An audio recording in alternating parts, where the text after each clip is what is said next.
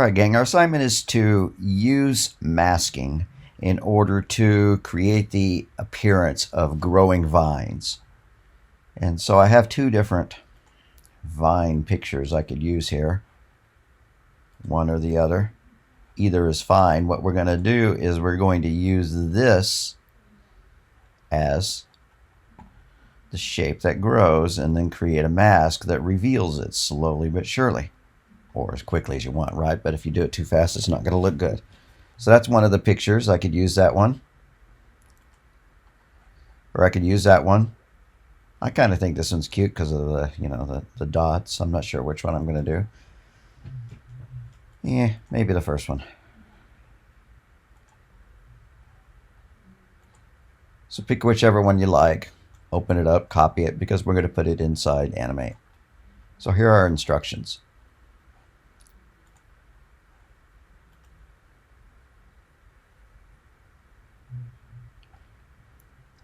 So we're going to create a document.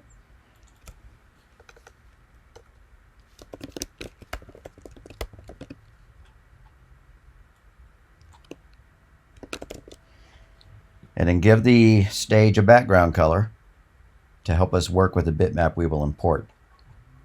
And then you're going to import your picture. So there's a couple vines in a Dropbox you could use. Or any black and white picture would work for this purpose. And then we're going to import the vine into the stage. Sure, you could do, import, or you could just do copy paste, whichever you want to do. Let's get to it. Going to make a new document here.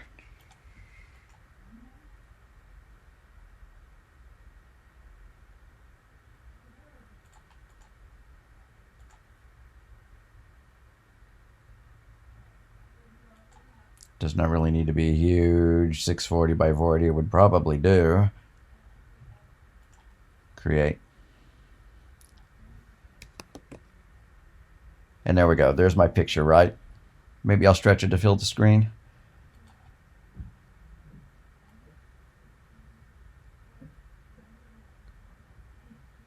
I'm going to leave it just a little bit smaller so that you can see that when I give it a background color, that the background color is there.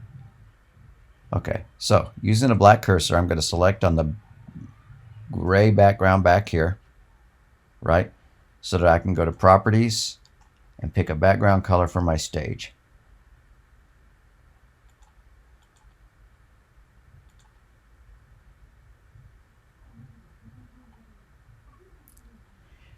So right here, under Document Settings, I can click on this white part and it'll let me pick another one.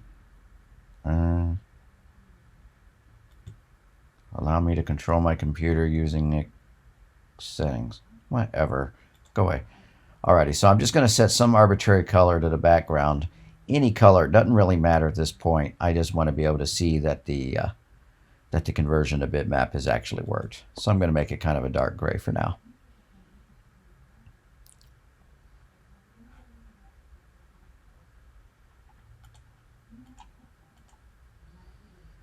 So turn the bitmap into a graphic with a transparent background. So I right click on the vine graphic and I choose Modify Bitmap and then choose Trace Bitmap. We could have also, I don't know, maybe done this in Illustrator and then imported it into here. But anyways.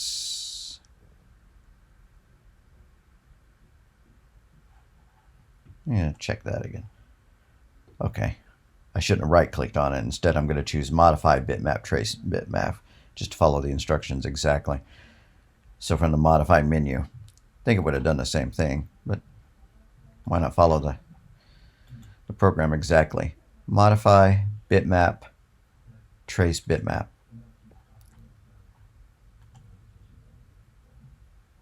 And so with Preview Set enabled, right, I can see how my settings look.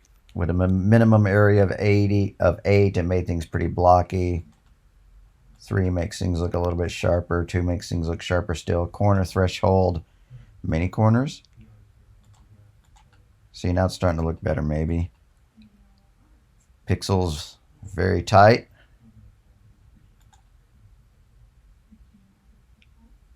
I don't know. Whatever.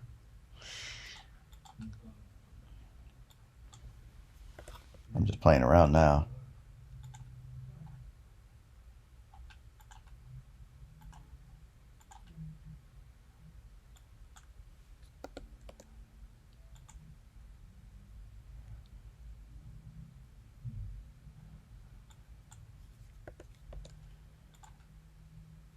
Color threshold works the same way that it would in Illustrator. So it determines a point where if an image has a has a gray shade in it, whether that shade gets counted as black or white.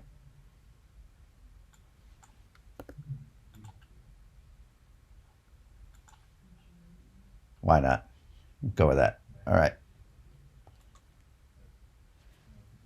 Alrighty, now I need to delete this background so that I can see the color behind it, right? Because right now it's just white. If I choose the black cursor and I select on the background, right, I see all this white. And I don't want all this white. I want to be able to see this shade of gray that I chose as my background. But since it's a bitmap, I can click on part of it and hit delete. I can do it again and hit delete. And now I can see my background color. That's what I want.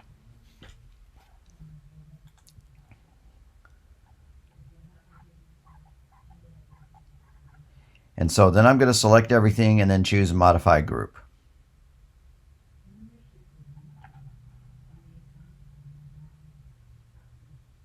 Actually, I'm not sure that I consider that enough for about what I'm about to do.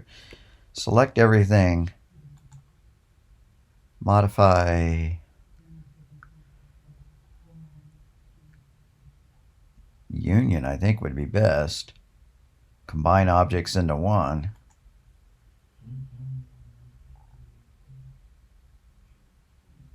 Tell you what, I'm going to pause the recording while I see if that's a good thing to do. All right, that turns out to work good. Modify the instructions a little bit to say that. Select all and then choose Modify Combine Objects Union. That's what I did, isn't it? Modify Combine Objects Union. All right.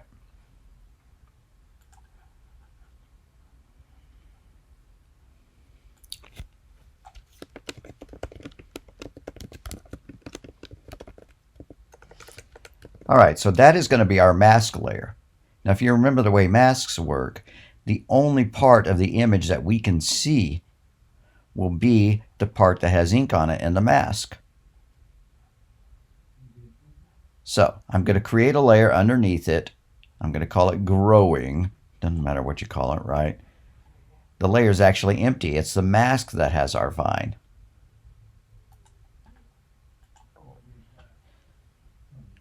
So let's do that. Let's go over here. I'm going to create a new layer. Well, first I'm going to rename this one mask. So this is our mask.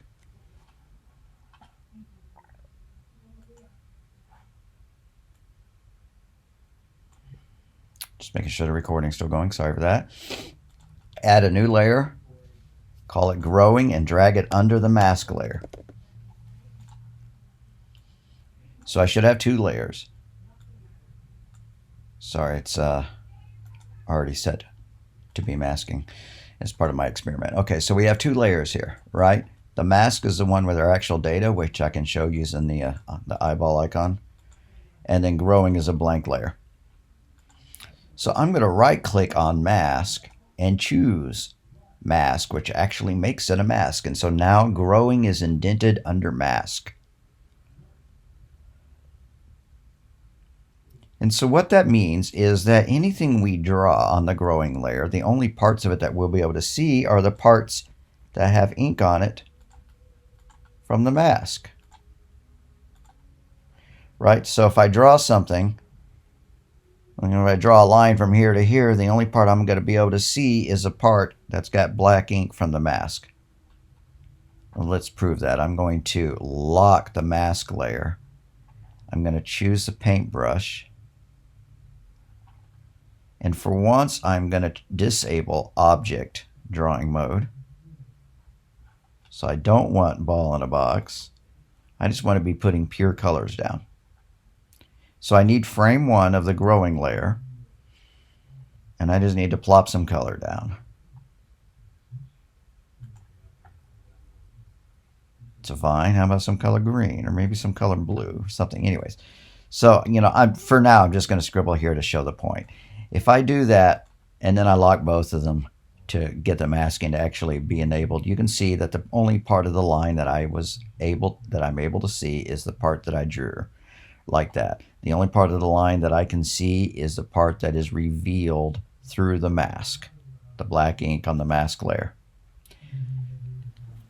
So something very important to note about masks is that the mask has to be all the exact same color. And that's why I grouped it and unioned to make sure that it was all one piece of color, right? Because then I could select it and apply a fill to it, and it would all be the same exact color. All right, I'm going to undo this ink that I did here, and then I'm going to get things going for real. What I'm going to do is I'm going to start painting here, and then I'm going to paint a little more here, and a little more here, and a little more here, and a little more here, and a little more here, until I have painted the whole thing. So on frame 1, I'm not going to have anything. But on frame 2, insert a keyframe, grab my paintbrush,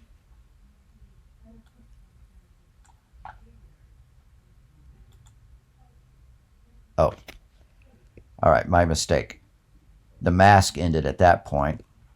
I think I skipped a line of the instructions which says add a frame to frame 100 of the mask layer. All right, so go out.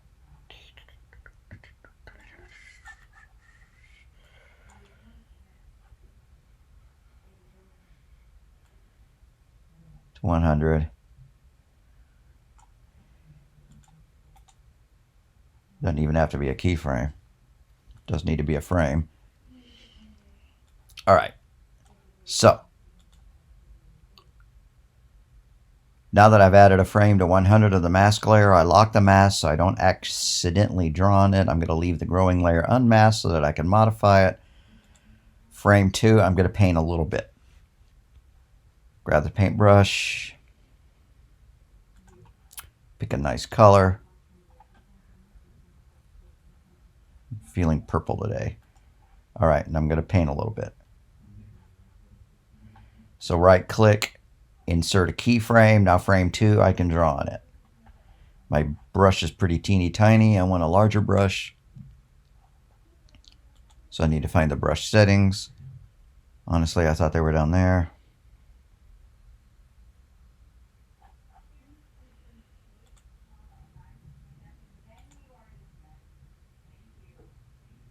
What's the difference between the fluid brush tool?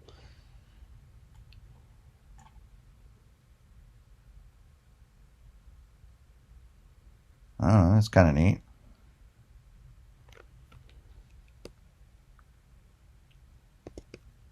Fluid brush tool is a pretty recent addition to the thing. I don't recall what it does. Anyway, so you have your classic brush. You can pick its color or its shape, right? If you want to be painting with a square brush. That sounds great, huh? Or you can control the size that you paint with and so on. I was kind of liking that fluid brush option. I'm going to go with that. Still, you can control its size, right? So I'm going to just draw a little bit here. I'm going to go to the next frame. Right click, insert keyframe. Draw a little bit more. Right click, insert keyframe. Draw a little bit more. And resist the urge to draw too fast, because the slower you do it, I have 25 frames per second, or 24 or 30 frames per second, whatever it is, right? And so if I drew the whole thing in 1 second, it'd just go whoosh and be done instantly. That wouldn't look so great.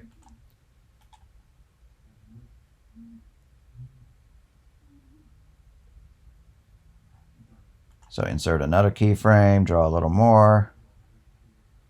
Insert another keyframe and draw a little bit more.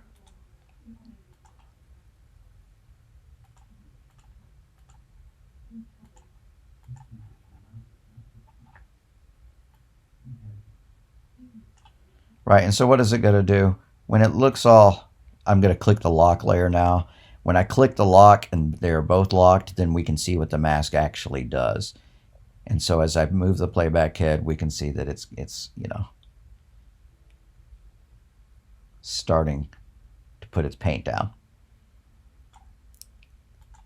Okay, so time to keep going. I'm going to unlock the growing layer so I can start adding more. Keyframe.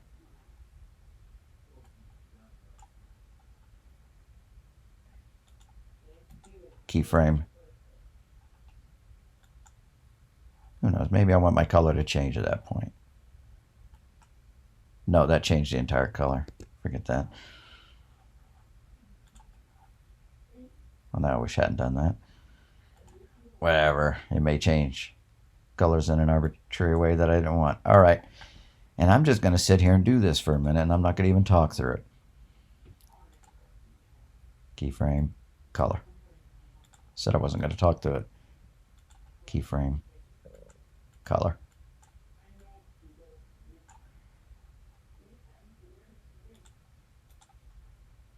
Keyframe. Color.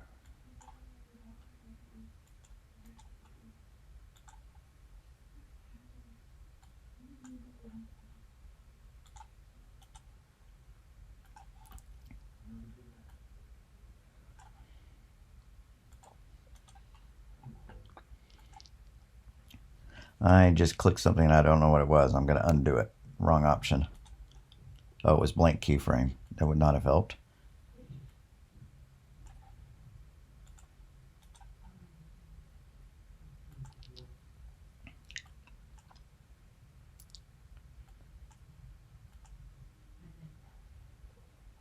So now I'm starting to do that branch as well as continue up the stem.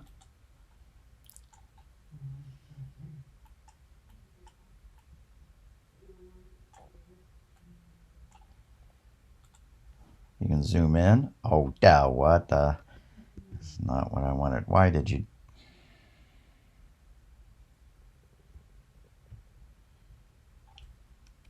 Why is it tilted?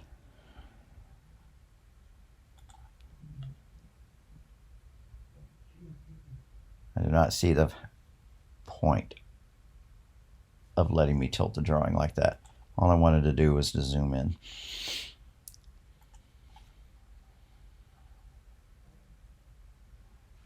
Alrighty, so keep going.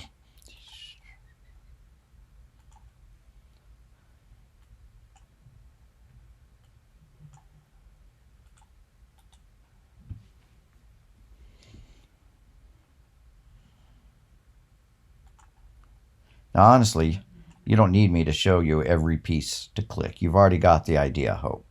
So I'm just going to pause the recording and continue at it, my own speed.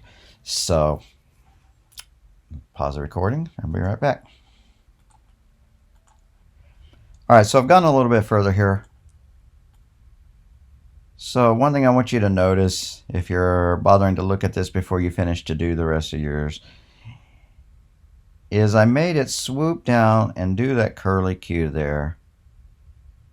But the next curly Q, I just kind of skipped and kept going. And then later I started filling, whoopsie, fine. And then I started filling in that next curly Q, right, like that.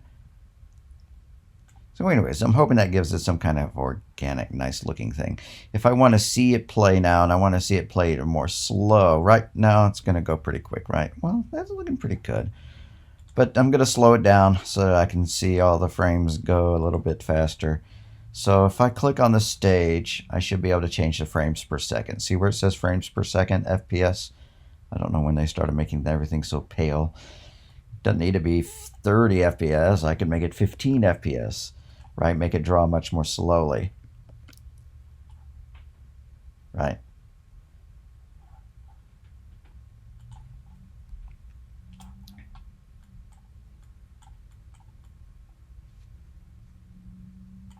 $10 FPS or 5 FPS. Now I'm going to change it back, right? This shows it just so that we can kind of eyeball it going like that. All right, so that's the idea.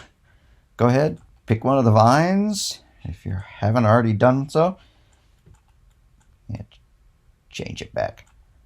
At least 20. And make a growing vine. All right, I'll see y'all next lecture. And if you have any questions over this one, text me. I can go into a Zoom meeting with you, and then we can work out your problems together, right? So, I don't like it disappearing, do I? The reason it's disappearing is because, well, when I was all done, I might want to be able to see. Let's pretend that this was all done. When I was all done, I might want to just have the vine stay on the screen for a while, right? Well, I could just add a stop command like we've done before, or I could just go out to the very end and insert one more frame so that all these intervening frames, were there. If it takes you more than 100 frames in order to draw it, you're going to have to extend the mask layer as well with a frame. So now when it's going to start drawing and it's just going to hang there, right? I don't really want to do it that way because, although maybe that's what the instructions said. Well, as long as you can tell where you have drawn and where you haven't with the keyframes, it's going to be all good. Alrighty.